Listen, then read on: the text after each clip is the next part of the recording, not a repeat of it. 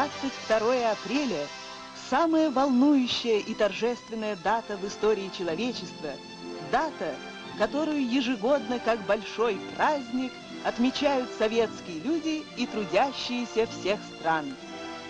Гигантская фигура Ленина возвышается над нашей планетой, знаменуя собой конец старого мира насилия и начало мира нового. Ленин – сокрушитель капиталистического рабства. Ленин – гениальный зодчий нашего коммунистического завтра. Образ Ленина, идеи Ленина живут и будут жить вечно в сердцах и умах сотен миллионов людей. Ленинизм стал источником вдохновения и силы трудящихся всего мира, стал знаменем в борьбе за свободу, за демократию, за мир. И все ближе то время, когда день 22 апреля светлой памятной датой войдет во все календари всех народов, всего земного шара. Велик и многообразен образ Ильича. Из рассказов очевидцев, со страниц воспоминаний предстает перед нами самый человечный человек. Недавно вышел сборник воспоминаний о Ленине, его ближайшего друга и товарища по жизни и борьбе Надежды Константиновны Крупской. В разделе «Ленин и партия» Надежда Константиновна пишет: «Работая в партии, Ленин заботился в первую голову о том, чтобы партия ясно видела, куда идти.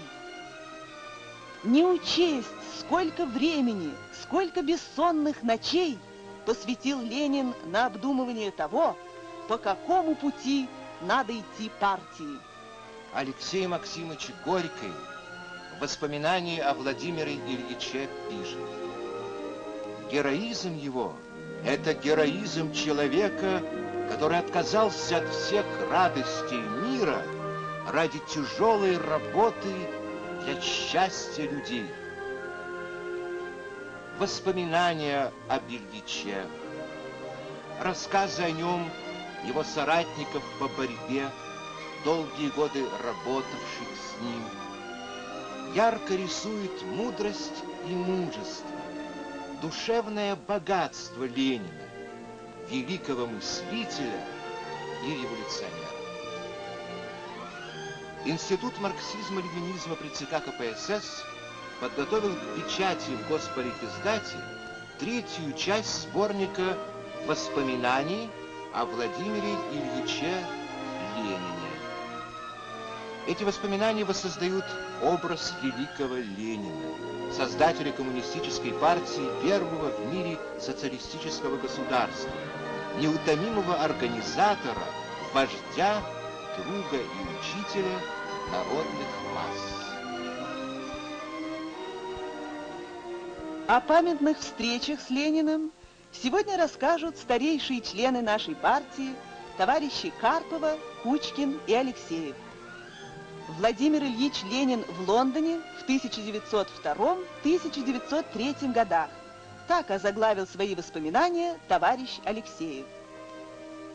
Николай Александрович Алексеев в 1897 году вступил в Петербургский союз борьбы за освобождение рабочего класса. Вскоре был арестован и сослан, бежал из ссылки за границу. После второго съезда РСДРП представитель большевиков в Лондоне. Возвратившись в 1905 году в Петербург, вел пропагандистскую и агитационную работу среди рабочих. С 1911 по 1921 годы жил и работал в Сибири, где и участвовал в Октябрьской революции и Гражданской войне. В начале 1922 года по предложению Ленина был вызван для работы в центре. Я знаю его с 1902 года, с Лондона, где вместе работали в «Искре». Очень образованный марксист, большевик и замечательно добросовестный к исполнению своего долга товарищ Ульянов Ленин. В дальнейшем Николай Александрович работал в Коминтерне, партийных и советских органах. В настоящее время персональный пенсионер.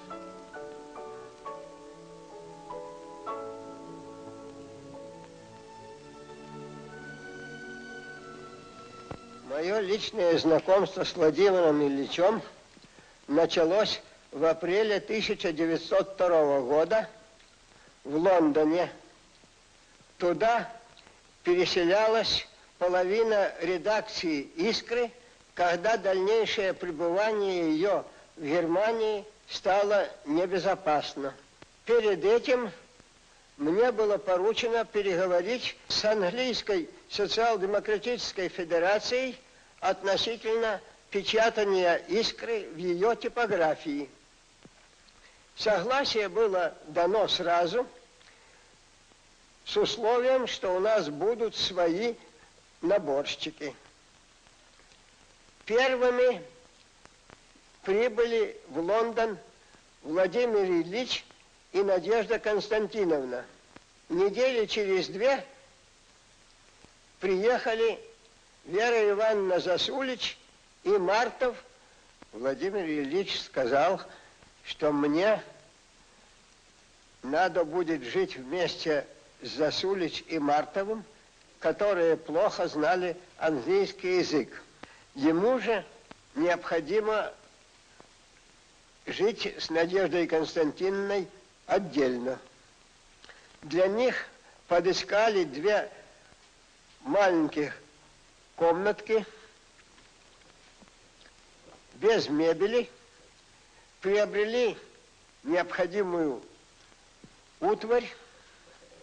Надежда Константиновна сама вела свое незатейливое хозяйство и в то же время по целым дням сидела за расшифровкой и зашифровкой писем, получавшихся и отправлявшихся в Россию. Для нас нашлось неподалеку 5 комнат в 2 этажах. Одна комната служила нам кухней, другая предназначалась для приезжающих по партийным делам из России. Остальные 3 заняли мы сами. Владимир Ильич в свободное время посещал читальный зал Британского музея. По воскресеньям, когда этот зал был закрыт, он и Надежда Константиновна делали маленькие экскурсии, посещали музеи, зоопарк и тому подобное.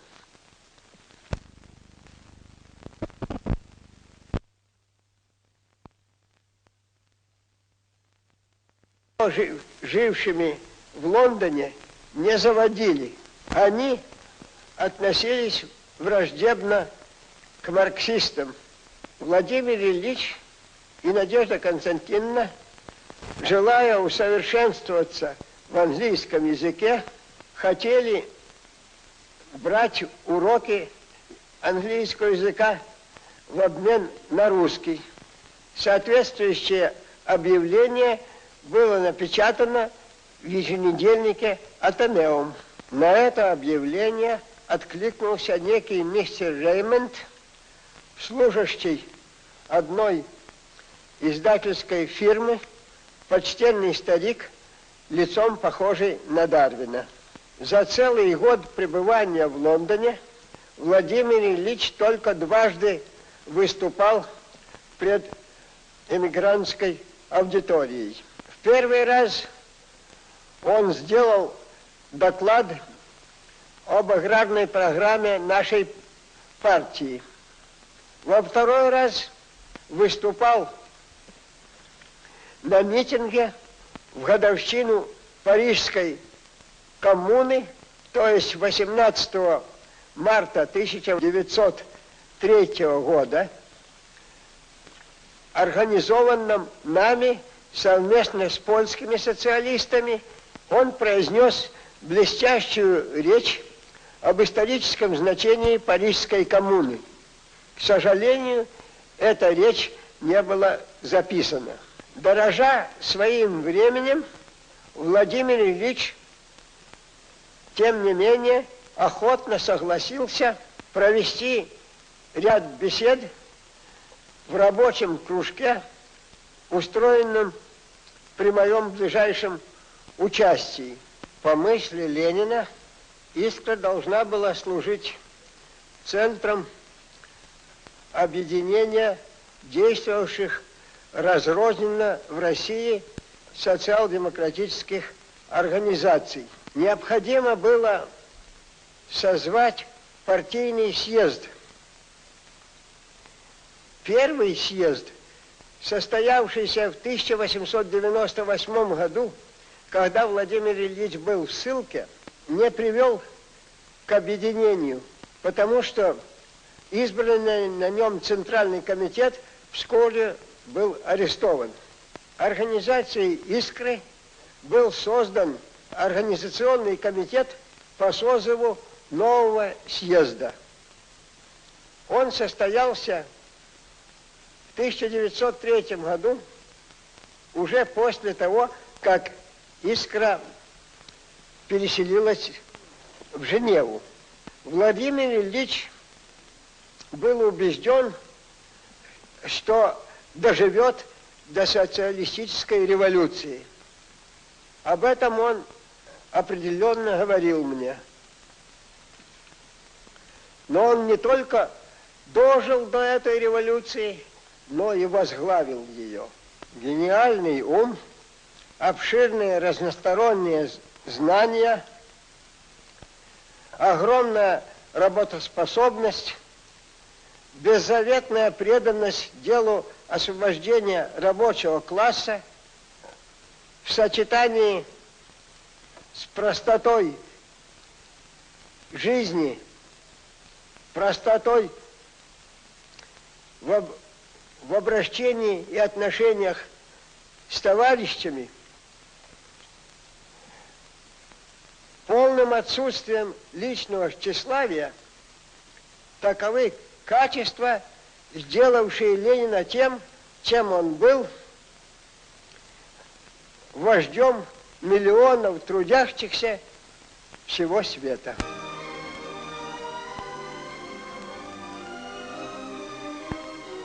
О выступлении Ленина на митинге в Народном доме вспоминает Анна Самойловна Карпова. Анна Самойловна – член КПСС 1902 года, вела партийную работу в Киеве, Петербурге, Москве, неоднократно подвергалась арестам. После Октябрьской революции руководила губполитпросветом, была на партийной работе в Краснопресненском районе и в Московском комитете партии. В дальнейшем ректор Высшей коммунистической школы и директор Института истории, философии и литературы, а с 1940 года директор Государственного исторического музея.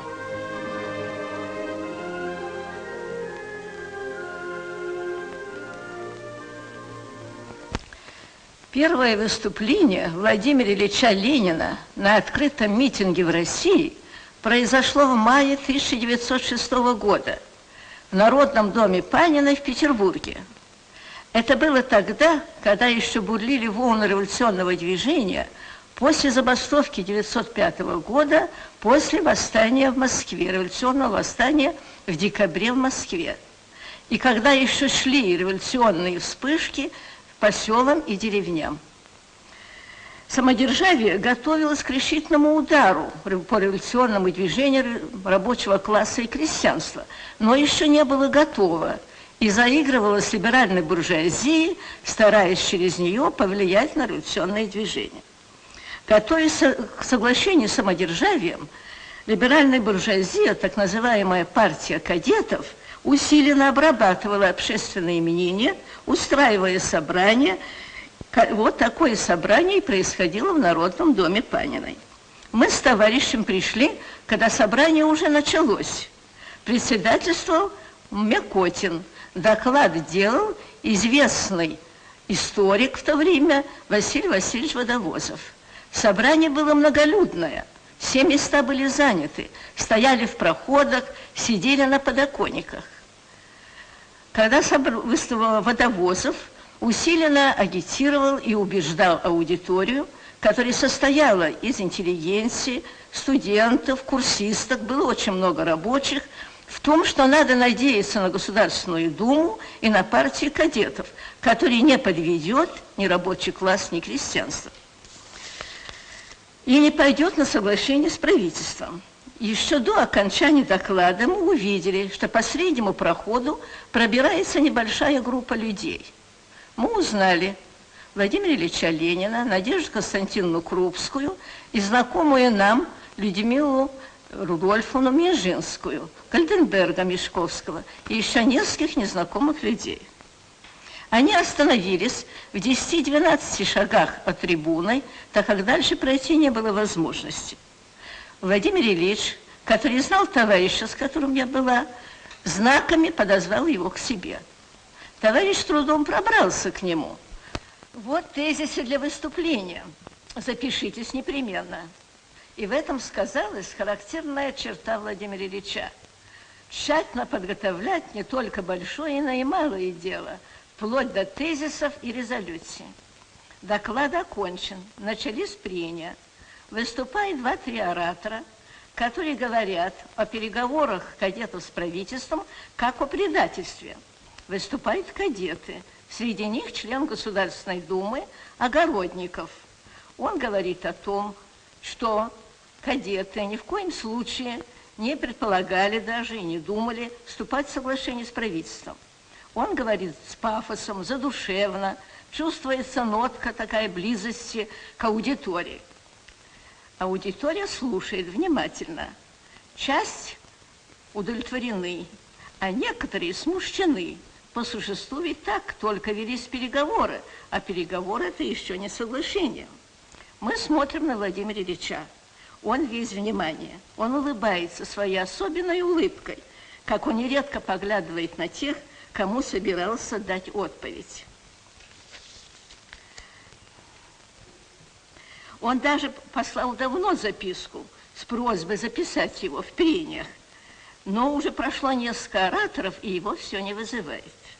Владимир Ильич волнуется, как бы не остаться без слова.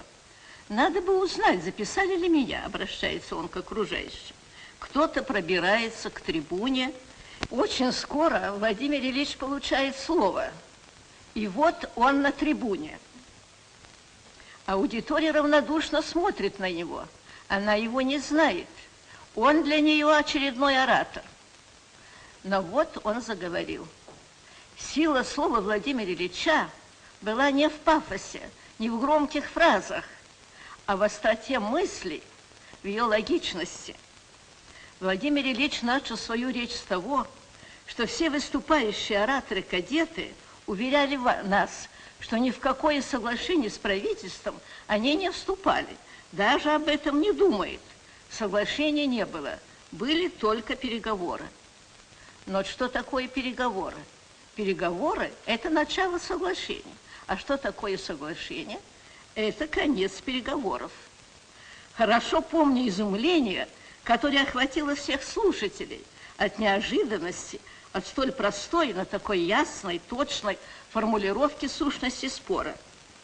Еще несколько справок и примеров, когда переговоры завершаются соглашением и сделкой. Хорошо помню изумление, которое охватило слушателей, и тишину, которая воцарилась там. Владимир Ильич давал в кратких, но точных выражениях анализ классовых интересов буржуазии в тот момент, ее контрреволюционную сущность и объективную неизбежность ее открытого поворота против пролетариата и крестьянства.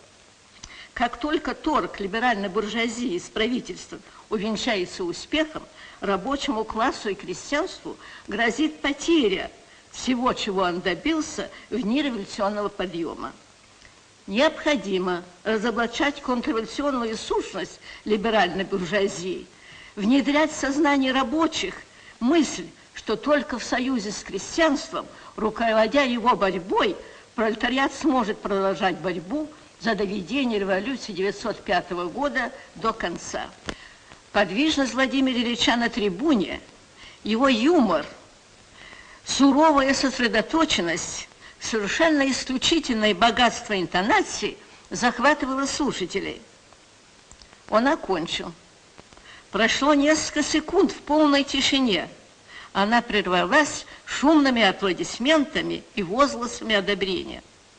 В настроении слушателей произошел крутой перелом. Огромный митинг был завоеван большевистской аргументацией Владимира Ильича. Когда Владимир Ильич кончил, он повернулся к президиуму и спросил, есть ли у них резолюция. Резолюции не было. Тогда Владимир Ильич широким жестом вынул из бокового кармана пиджака лист бумаги, развернул ее и прочитал аудитории. И тут же предложил ее голосованию. Аудитория дружно проголосовала за резолюцию, предложенную Владимиром Ильичем Лениным. Владимир Ильич спокойно сошел с трибуны и, окруженный плотной толпой рабочих, вместе со своими спутниками боковым ходом вышел и спокойно уехал. Краткий отчет и резолюция об этом митинге помещена была в газете «Волна» от 11 мая 1906 года. И вы можете найти ее в 10-м томе сочинений Владимира Ильича Ленина.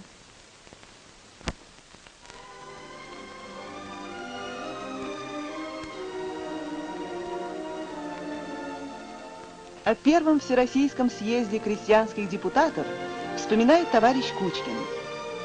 Андрей Павлович, член Коммунистической партии с 1912 года, активный участник революционного движения на Урале, арестовывался, отбывал ссылку. После Октябрьской революции на советской партийной работе в Казани, Уфе, Закавказье и Москве. В настоящее время Андрей Павлович – доктор исторических наук, профессор, автор ряда работ по истории партии и гражданской войны.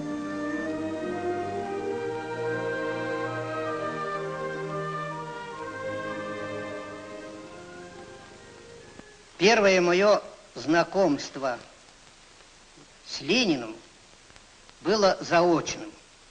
Это было в революции 1905 года. Мне тогда было 17 лет. Уже тогда я читал его произведения.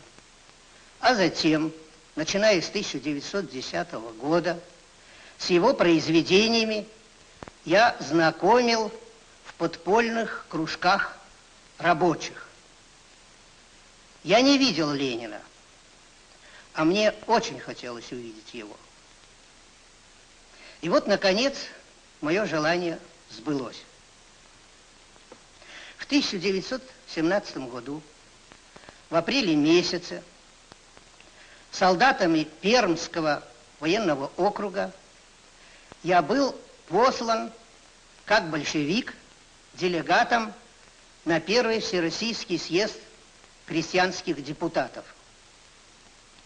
Будучи уже в Петрограде, как-то утром я взял «Правду» и прочитал в ней объявление, что на таком-то заводе состоится митинг, на котором выступит Ленин.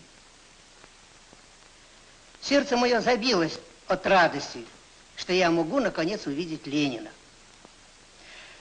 На трамвае я доехал до завода. Вся площадь завода была заполнена тысячами рабочих. Вдруг в толпе раздался шепот: «Ленин! Ленин!» Все устремились на трибуну.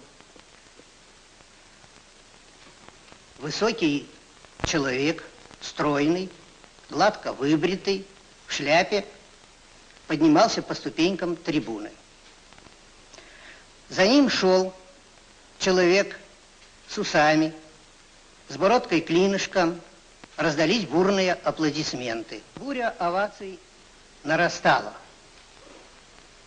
Я вместе с тысячами рабочих неистово хлопал в ладоши. Сейчас мне очень трудно передать. Я не могу найти тех слов, которыми бы можно было отразить мое состояние. Я был чрезвычайно счастлив, что увидел Ленина. Ленин, видя, что овации продолжаются, поднял руку, требуя внимания к себе, и начал говорить. Речь его была страстной, сила логики изумительная. Слова были простые, ясные, доходчивые до сознания каждого рабочего. Ленин говорил о международном положении. Он нарисовал международную обстановку, дал анализ положения в России, критиковал, разоблачал тактику меньшевиков и эсеров, этих предателей, которые вели соглашательскую политику, которые связали себя с буржуазией, разоблачал империалистическое временное правительство и выразил твердую уверенность в победе пролетарской революции. Ленин закончил свою речь. Новый шквал аплодисментов. Оказывается, в чем сила Ленина, подумал я, смотря на рабочих, на лицах которых сияло счастье. Сила Ленина в миллионах мозолистых рук, которые свергли самодержавие и готовы были свергнуть капиталистический строй. Было от чего бояться Ленина буржуазии. Вот это была первая моя встреча с Лениным. Вторая встреча состоялась в помещении фракции большевиков Первого Всероссийского съезда крестьянских депутатов. Члены фракции нуждались в том, чтобы уяснить некоторые вопросы по аграрному вопросу. Договорились с Лениным. И вот однажды утром в 10 часов появился в комнате фракции Ленин. Фракция поручила мне заранее подготовить вопросы Ленину. Я их сформулировал на отдельном листке. И когда Ленин сел за стол, я подал этот листок Ленину. Ленин отстранил мою руку и говорит: читайте вы, а я на каждый вопрос буду вам отвечать. И Ленин ответил на наши вопросы. Ответы Ленина были четкими, ясными. Мы поражались простоте ленинских слов. Потом я Ленина видел на трибуне Всероссийского съезда крестьянских депутатов. Ленин выступал от имени фракции. Съезд в своем подавляющем большинстве состоял из эсеров. Большевиков было на съезде всего 22 человека. Крестьяне и солдаты внимательно вслушивались в речь Ленина. Его неоднократно прерывали аплодисментами, отчего эсеровский президиум съезда морщился. Ему не нравилось, что крестьяне и солдаты встречают аплодисментами Ленина. Встречал я Ленина на 10 и 11 съездах партии. Я был командирован на эти съезды Сибирской областной партийной конференции. Каждая моя встреча с великим вождем коммунистической партии и мирового пролетариата, с гением революции, наполняла мое сердце великим счастьем и воодушевляла на героическую борьбу за светлое будущее человечества, за коммунизм.